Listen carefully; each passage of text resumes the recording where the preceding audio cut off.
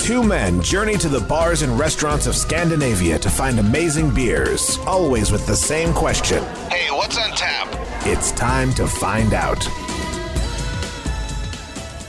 Okay, welcome to What's on Tap Podcast.com. I am your host, Stefan. I'm your host, Martin. And we are once again celebrating the Moersleutal 6-year anniversaries with our good friends of the pod, Bjorn and Pontus. Why would you introduce the special guests before we had our banter? That's what I'm wondering. No point anymore. No. Did we run out of banter? I highly doubt it. We've never had a banter. You know, Bjorn, you haven't mentioned any movies or TV series that you would recommend. Well, I haven't had that much time lately to watch. He's too busy being a famous actor. That's true. That's true. He's making content. Yeah. He's not I haven't watching even it. finished the last season of Stranger Things. So. Oh, it's they all die in the end. It's really great. Thank it's you. really Then tragic. I need no need to watch. Yeah, Can you give me a Westworld? Season 5 is going to be really also? weird because Westworld, they all die. No. Yeah. Actually, Westworld episode 4, mind blown. You just gotta watch it, man. It is really, really. If you're not watching Westworld, start watching it from the beginning. You're gonna love it. Season 3 gets a little wonky. It's kind of all over the place. Season 4, incredible. So it's just like Stranger Things. Season 3 was wonky, and season 4 is incredible. Yeah. I think you'll really, really enjoy it. I would highly recommend it. Yes. So is it time for beers? It's time for beers. All right. Enough small talk. Enough of that small talk bullshit. Are you feeling better now? Yeah. Get your small talk in? Yeah. All right. I expect you to lead the small talk in the next episode. Sure. Yeah. Okay. So first we start off with Tom. He has a Rye Wine.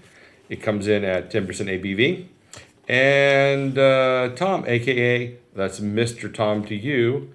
It's not often, but sometimes Tom carries a whiskey barrel around, taking little sips during our Frimibos? what? Frimibos? I have no idea what that means. I'm I'm really glad you said it because I'm looking at the word. I'm kind of like I mean the VRI. Yeah, but the JMBIOS? VRI is Fry at least. Okay. We caught him once sipping on a fancy American rye whiskey. The conservation. Let me see your phone. I can't. The print is so small. The conversation led us to beer. It does always end up in beer and rye wine. Since we've never brewed one, this was the best excuse we could find. This is a strong, dry, and vinous rye wine using a unique crystal rye malt, giving a red hue and strong, spicy character, just like Tom.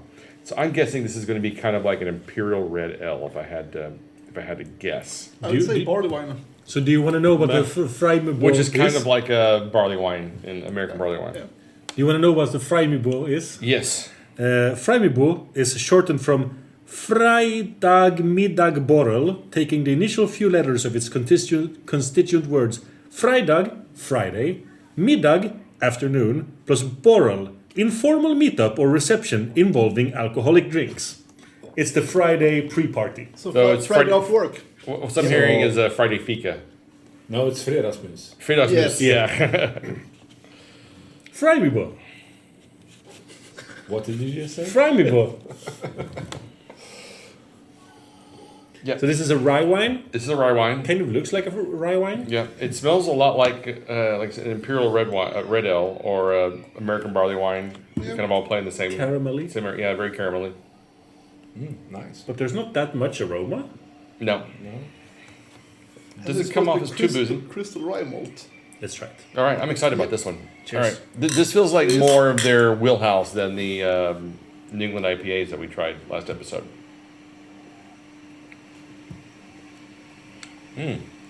It's you can get it. It's sweet.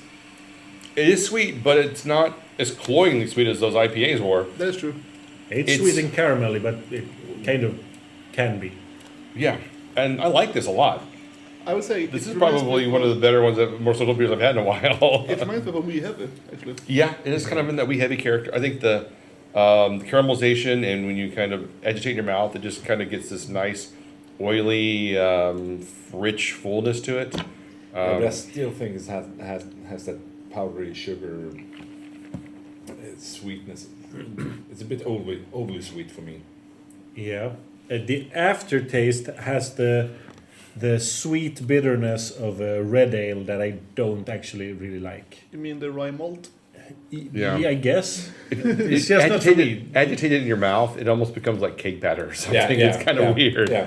It is like full on carbonated, like it just dissipates. It just completely all transforms into froth. But the main flavor I like. This caramelly, almost barley wine. Yeah, this is a nice improvement from some of the last few beers we've had from them. Yes, it is the best one so far from the anniversary. Oh, yeah, By hands down. far. Hands down. What was the ABV? 10%. 10%, yeah. Yeah. Which I think it hides relatively well, probably because it's got a lot of sugar in it. It's so. not boozy at Yeah, all. no, not at all. It drinks very but smooth. It's a bit too sweet for me. Yeah, I would say Like the sugary sweetness. that's been my underwriting criticism of them for a while. Is their sours weren't quite sour. Everything else has been just pretty much way too sweet. Yeah. Almost like they're using It's crystal sugar, or what do you call it, the rock sugar, like Yeah. you use in a triple or something. Yeah, but I think they're using dextrose. That's why they're using too much of it. They're really laying into it. It reminds me a bit of the Dutch pastry stroopwafel. Yeah. I can see that.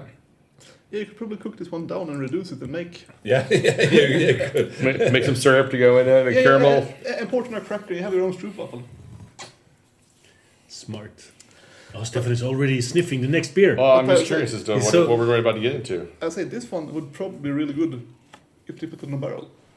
Yeah, barrel aged version of this would not be bad at all. I would very much welcome that. The text kind of hinted whiskey barrels. Oh, he always carries a whiskey barrel. And then we don't use that for the beer? No, but that's because he liked rye whiskey to drink it. Yeah, fair enough. Yeah. So they wanted to make their own rye wine beer-ish hybrid. What do you think about it? I'm going to give it a 4. Yeah, I can I say go for a 4. week 425. Oh, Nice. very good. And I say if they put in a barrel, which I hope they have done already, it might improve a lot from there. Yeah, I'd say in a barrel, probably 4.5. Yeah, for sure. It would definitely balance it probably pretty good. I think it would take on those barrel notes and become kind of like a backwoods bastard kind of beer. I would be kind to do 375. Yeah.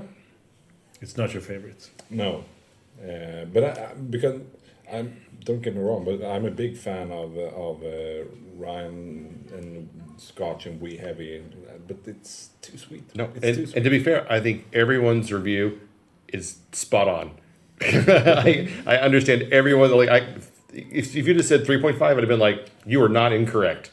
Yeah. It's just when I say different numbers that I'm wrong. Well, no, I mean it is one of those beers. I'm kind of like it But is. Martin, that's because you say the wrong numbers. Ah, Yeah, there's no 6 or 9 in your number set, so that's the problem. yeah. But yeah, I think it could be very much too sweet, and it could also be something that really hits that flavor profile people really, really love. So I completely understand why there's such a wide variety in the reviews. So coming up next, we have Pim. And Martin's score.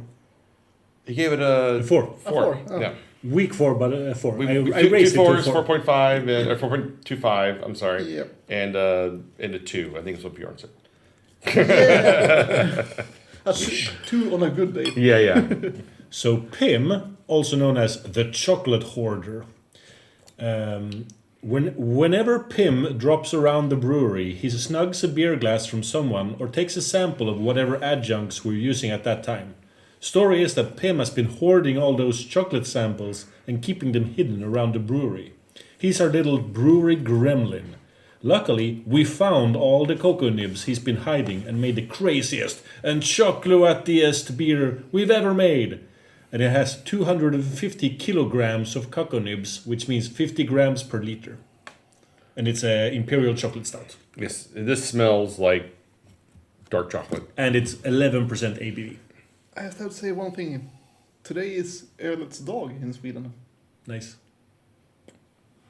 Beer day. Yes, Yes. Every day is beer day. Always the third Wednesday in July is the official Swedish beer day. I didn't know. Oh, it's always the third Wednesday of July. All Yeah. right. Good to know. Good to know. But yeah, it really smells like It smells like dark chocolate. yeah, like Yes. dry, like 75% dark chocolate or Yeah. something like that. And I love I would it. even go 85. Yeah, I was. I'll go 87. Oh, I'll go 88. Oh, Ah, Price is I Right would rolls. never go Oh, to that. the ice cream. Ah.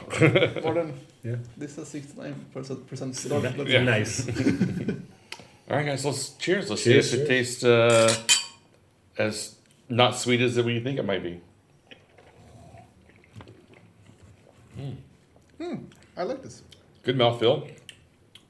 A lot of dark, dry chocolate. Yeah. Yeah. Not too sweet. I was afraid you were going to taste it and be like, "Whoa, that's just sucrose." It's more dry than sweet. Yeah. Yeah, I mean, you This can was good. This Yes. was you definitely balanced. feel the cocoa nib part, Yeah. kind of really drying the beer out and Like, giving I would something. love this with some actual dark chocolate on the side just to boost the flavor of that. Like, that would be amazing combination. I don't think I have any dark chocolate. I'll go and look. It's almost like a melted kind of rich chocolatey flavor. Yeah. It's really this is the highlight of the calendar so far. Yeah, so like Yeah. if you made a trifle cake but only with dark chocolate. Yeah, It's very rich. Powerful, but not This is- boozy at all. this It's is a nice sipper. 11%, yeah. Yeah. And Chocolate yeah, fudge. Should work. And they're really rich, but still a bit dry chocolate. notes. How old is that chocolate fudge? It's not expired. For some reason, I had put it in the It looks like refrigerator. clay. Yeah, I had put it in the refrigerator. That's probably why. Oh, it's a whole 3% of cocoa in it. oh, that's gonna be really rich. It's safe for all animals to eat.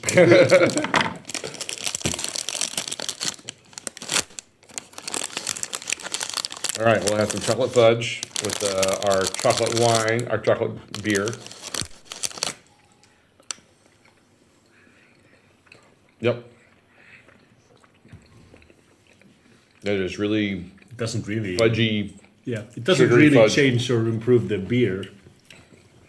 This is what the previous beer tastes like. Yeah. in like, 'cause in The rye wine. yeah, Yeah. this sugary like.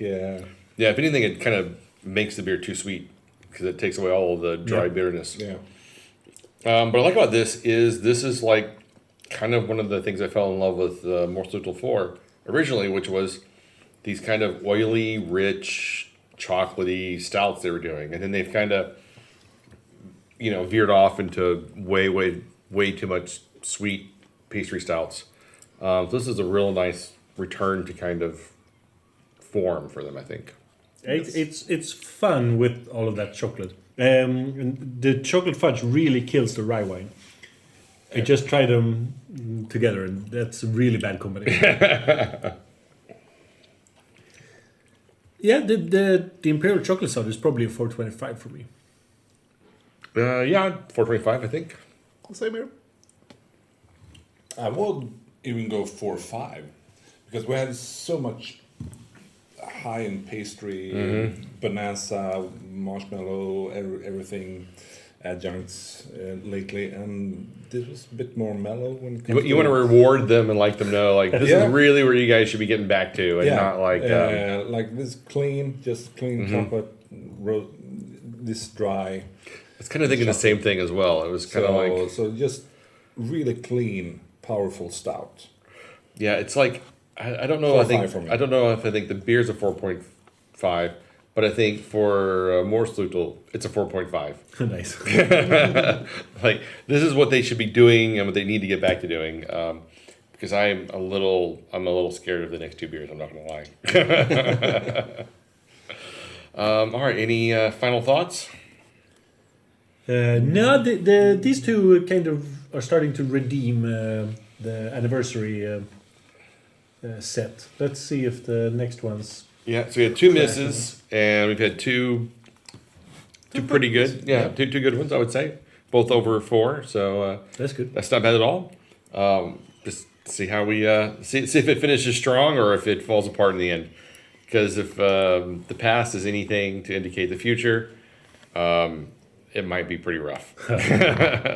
So you can find us online at what'sontappodcast.com, Instagram, Facebook, YouTube, Spotify, Pornhub, OnlyFans. Wherever you can find a good quality podcast, really. Really, that's basically where you're going to find us. So until next time. Keep cooking.